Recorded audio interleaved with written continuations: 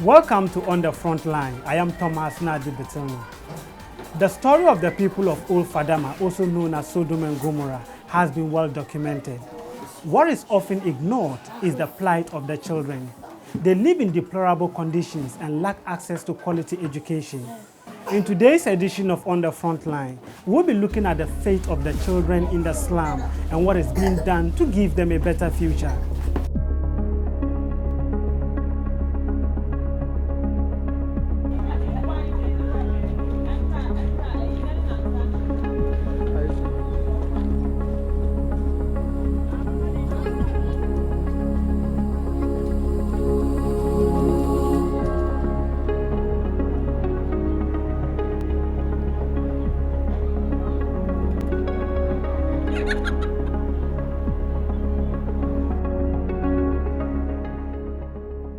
Knowledge is power. Knowledge is power. Fuseni Barkisu is a Class 4 pupil of Future First Academy. For me, or process. The school is located at Old Fadama, popularly known as Sodom and Gomorrah. And they were bringing our school. Today, she has computer lessons. One, to do what? To receive or accept information. What is a computer device? Yes?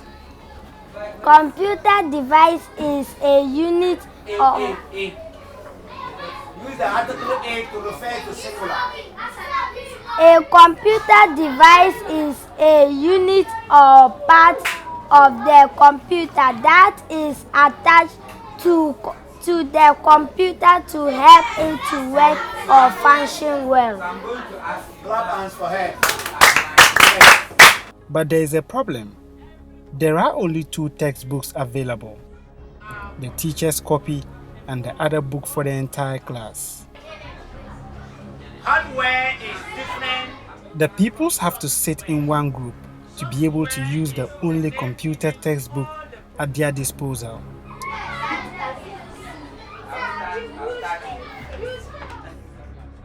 Other pupils like Barakisu have to stand to catch a glimpse of the book. Barakisu tells me she has never seen a computer. And the first. I've never seen a computer before, so I want the government to help us get a computer. You go to buy any. Thank you. 3. Do what? Teaching a child without showing him the reality objects is very difficult for the child to understand. It's very difficult sometimes for the child to understand, unless you, the teacher, is a clever teacher who can just, showing them and examples of the pictures in the reference books and something like that.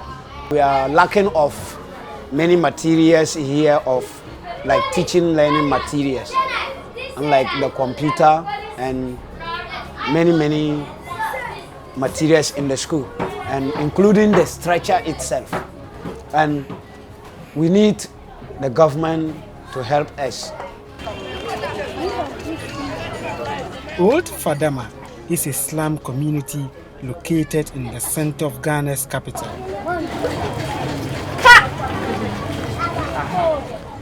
It has about 100,000 inhabitants. Out of this number, over 20,000 are children.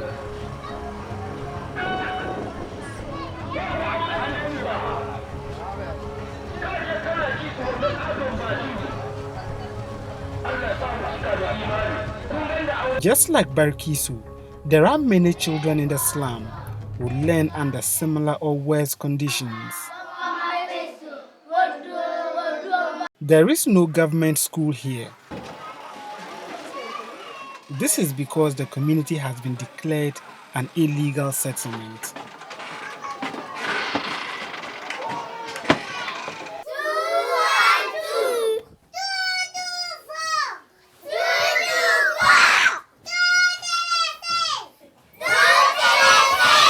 The privately owned schools lack basic facilities for proper academic pursuits.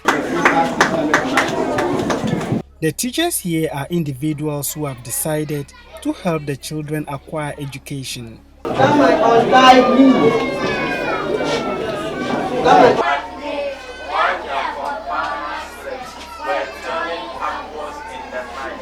best thing we need in this school is the writing parts. And you can see in the classroom we are lacking of funds, and sometimes because of the heat, most of them will not pay attention to the class when the class is in progress. They don't pay attention to it. So because of that, they don't. And the environment which we are into is a factor to hinder them from the learning. Some of them will go, maybe after the 1 year program in the other schools, they may drop out because of the lack of finance of their parents. They cannot be able to afford for them in the other schools. So they have to go out, and then they'll be in the house with their parents. Some of them will be playing around, going around about, doing other things.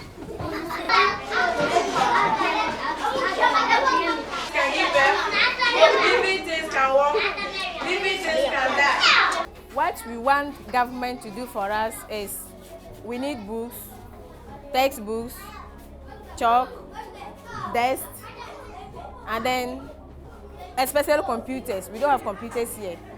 When we teach them and get some estate, and then we want to go and show them, we cannot get the computer to show them. There is also a number of daycare centers in the community. Children are mostly housed in ramshackle wooden structures. The daycare centers are often overcrowded with limited facilities. In 2011, I drew the attention of the Ghana Education Service to the plight of the children. The Metro Directorate has got a private school section, so I think they will take up that issue, now that you have brought it to my notification. 4 years down the line, nothing has been done. The condition of the children has grown from bad to worse. Access to basic education is a right in Ghana. Article 25 of the 1992 Constitution stipulates that all persons shall have the right to equal educational opportunities and facilities, and with a view to achieving the full realization of that right, basic education shall be free, compulsory, and available to all. Unfortunately, access to quality education in the slum is a mere dream.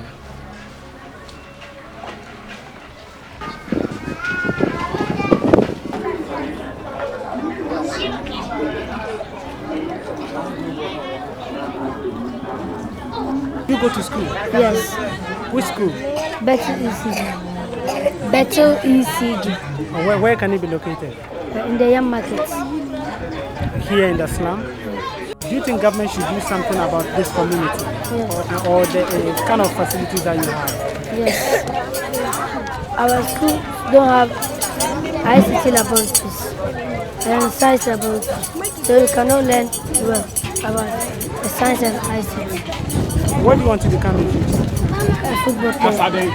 You want to be a football player like Michael Essien? In fact, some of them don't even have access to education at all.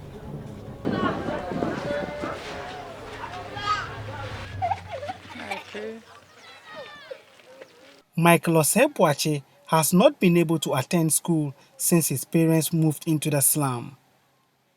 He normally plays with other children along the banks of the Kole Lagoon. In school, as school be a community, I say the media grow. Me pese omo school I say my. The children also live in very bad environmental conditions.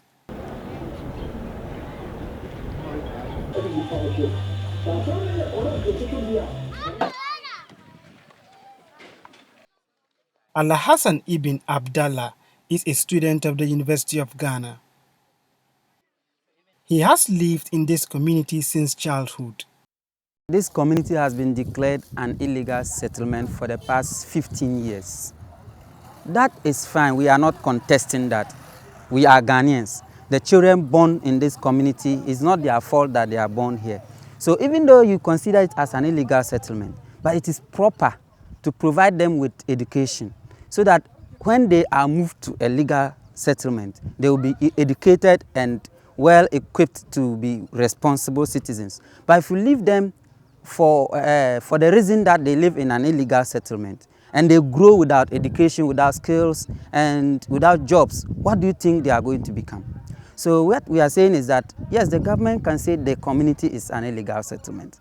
For the meantime, whatever the government is planning to do with the community, they should provide them with education. They should provide the children with education so that the children will be educated, and if they have to move them to some other community or somewhere, wherever, the children will go there with education. Al-Hassan Ibn Abdallah has established a foundation to help the children in the slum. I was also a child here, and I grew up here. I experienced all that the children now are experiencing, and I know what they go through. So I took up an initiative to set up a foundation to assist the children here. So I came up with Youth and Children Foundation.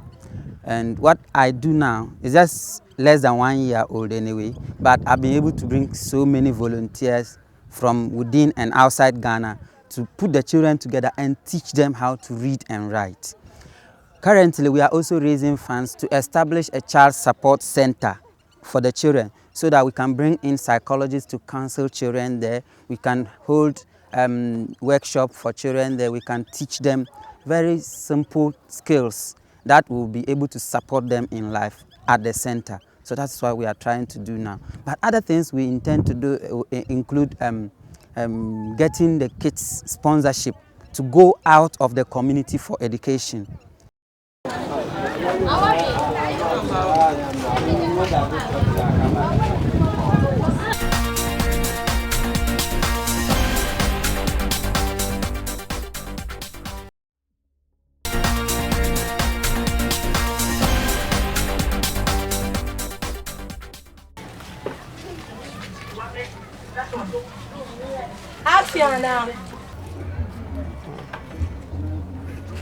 Bright Appiah of Child Rights International believes government has a responsibility to address the needs of the children.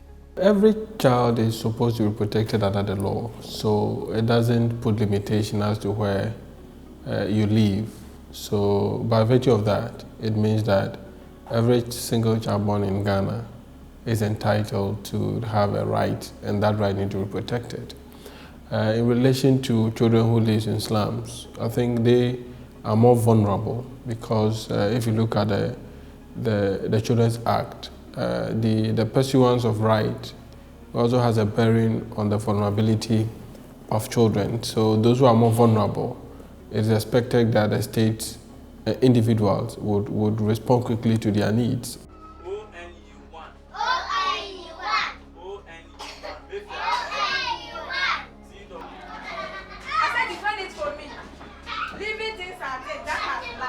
The right to education in the Constitution itself is compulsory. It doesn't put limitation to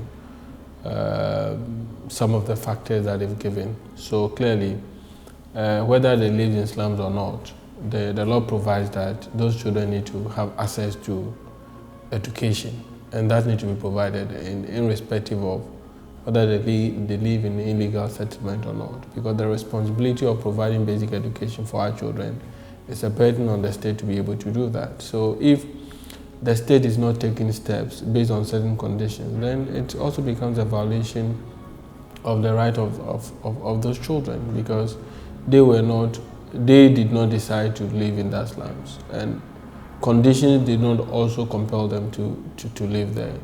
And if there isn't anything at all, we need to also look at what made them to live in that conditions and all that. But whatever it is, whether it is based on illegality or whatsoever, the decision of the state is to ensure that they protect the interests of those children. And their right to education, you can't negotiate it with anything at all. So clearly, they need to put up certain structures to be able to ensure that these children also have access to education. Amnesty International Ghana has also expressed disquiet about the plight of the children in the slum. The slums in Ghana are nothing to write about. They are terrible. Children play in filth, whereas there is no, or basically near to zero health facilities. Education, basically non-existent. Water, potable water, very hard to come by, and access to water, electricity, and even access roads in these areas are very horrible, totally unacceptable for human beings to be living there. Mothers and parents find themselves living in slums because of economic pressure. But it appears that in this part of our world, we put more emphasis on civil and political rights, but we do not put emphasis on economic, social, and cultural rights. Economic, social, and cultural rights are just part and parcel of our lives, so also the political and civil rights. So if we are putting emphasis on civil and political rights, we have to put emphasis on economic, social, and cultural rights as well. Old Fadama, because we all say that the people are living there illegally, so government has decided to close eyes and ears to the plights of individuals who live there. But let me say that all the people who live there, most of them are Ghanaians. Even if they are not Ghanaians, they are still human beings and should be given that level of rights which everybody should enjoy. If Ghana is to achieve the Millennium Development Goal target of universal primary education and promote gender equality, it is imperative that no child is left behind.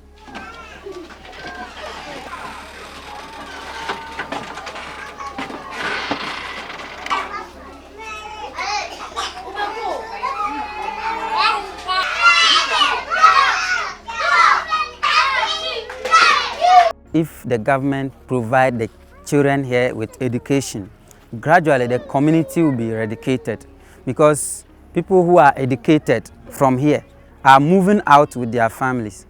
Once the MP for Nkwanta North was here, John Otibles, he was here, but he's no longer here because of his education.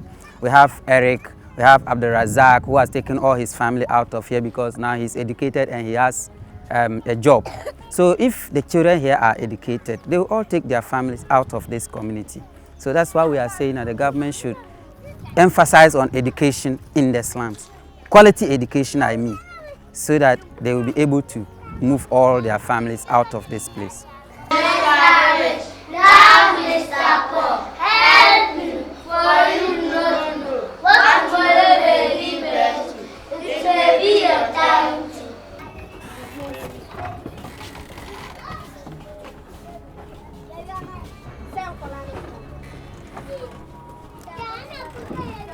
Children need to be protected to guarantee their future. See you same time next week for another edition of On the Frontline.